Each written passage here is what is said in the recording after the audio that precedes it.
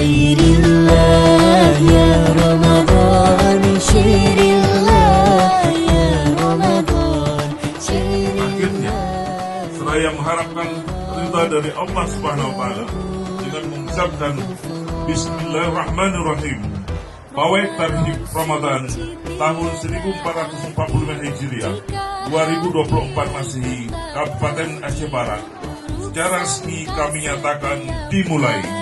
Pada sesama makhluk ya Rabbi, ayo semua muliakan hati di bulan suci setiap hari. Salat tarawih jangan dihenti sampai datang Idul Fitri.